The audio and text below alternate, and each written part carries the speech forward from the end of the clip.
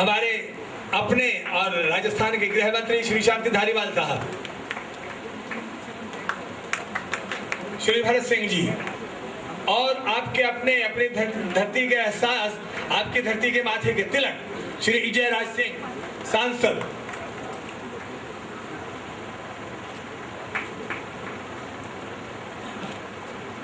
Professor Naresh Dadhich कर रहे हैं। माननीय मुख्यमंत्री श्री अशोक गहलोत साहब, श्री शांति धारीवाल साहब, माननीय उच्च शिक्षा मंत्री डॉक्टर जितेंद्र सिंह जी, पीडब्ल्यूडी मंत्री श्री प्रमोद जैन भाया जी, राम कुमार जी, विश्वविद्यालय के 25 वर्ष के इतिहास में ये आज पहला स्वर्णिम अवसर है जब राज्य के किसी मुखिया ने इस प्रांगण में अपना कदम रखा है। मैं अपने विश्वविद्यालय परिवार और कोटा जनता की तरफ से माननीय मुख्यमंत्री जी का आभार व्यक्त करता हूं, अभिनंदन है। ये उनका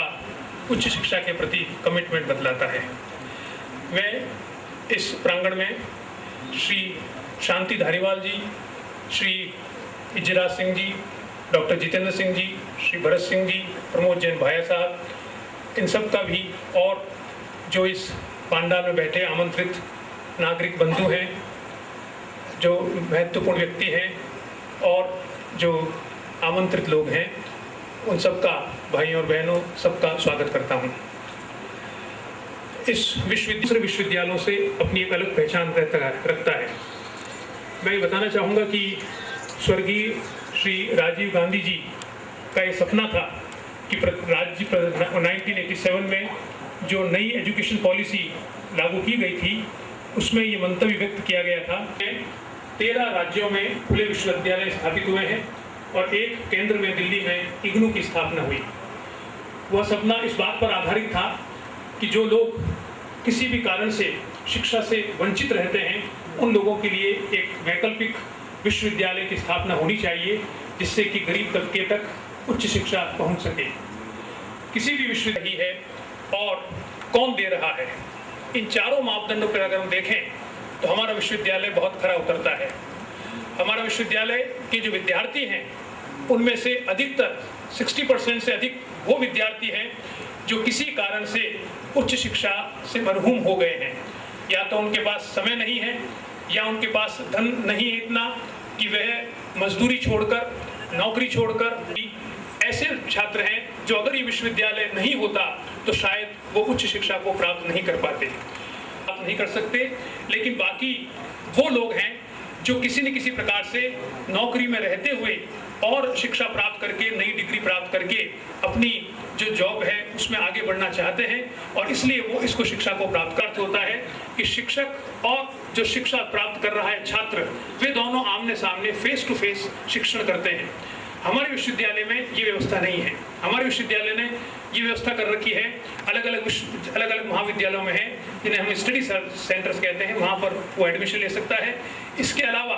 अब हम ये कोशिश कर रहे हैं कि राजस्थान के 244 तहसीलों में अपने इंफॉर्मेशन सेंटर खोलें, जिसमें से लगभग 150 सेंटर्स में हम अपने इंफॉर्मेशन सेंटर खोल चुके हैं। वहाँ साल में 2 बार हम एडमिशन देते हैं, और इसके कारण से छात्र वहाँ पर उच्च शिक्षा को प्राप्त अपने गांव के पास किसी जगह पर अपने तहसील में वो सिलेबस लेकर, प्रोस्पेक्टस लेकर एडमिशन ले सकता है। इसके पश्चात हम उसको उसके घर के पते पर यहाँ से पाठ्य सामग्री जो बनती है उसको भेजते हैं। उस पाठ्य सामग्री को पढ़ने के पश्चात उसके घर के पास जो कॉलेज है उसमें शिक्षा महाविद्यालयों के नियमित शैक्षणिक कार्य कर रहे हैं। इसके पश्चात हमारे एग्जामिनेशंस भी उनके नज़दीक होते हैं। हमारा जो मूल्यांकन है छात्रों का, वो भी उसी प्रकार से होता है जैसा कि परंपरागत रूप से दूसरे विश्वविद्यालयों का होता है। इस प्रकार से हमारी मेथोडोलॉजी शिक्षा देने की परंपरागत विश्वविद्यालयों से थोड़ी अलग है, और इसीलिए हमारा ये नारा है कि जहाँ न पहुँचे कोई, हम ही पहुँचे वहाँ, कोई न पहुँचे जहाँ।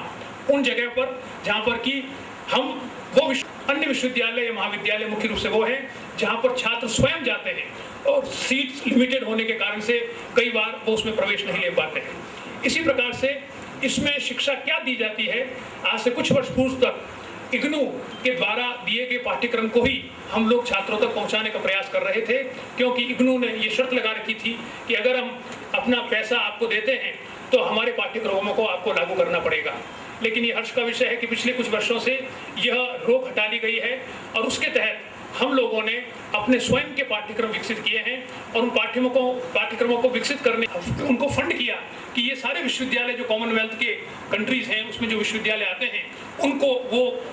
उनकी सामग्री बनवाएं, उनको किसी न किसी प्रकार के आर्थिक मदद करें और उनको रेगुलेटरी फंक्शन के रूप में देखें। और इस कारण से उस सपने को पूरा करने का हो चुकी है। लेकिन हमारे वही कर्मचारी जो 4000 छात्रों के लिए गए थे, हम नियमों में बंद होने के कारण से उनका किसी प्रकार का कोई सिवाय तनख्वाह देने के किसी प्रकार का भला नहीं कर पा रहे हैं। महोदय, मैं ये बताना चाहूँगा सिर्फ थोड़ा सा इतना और कि दूरस्थ शिक्षा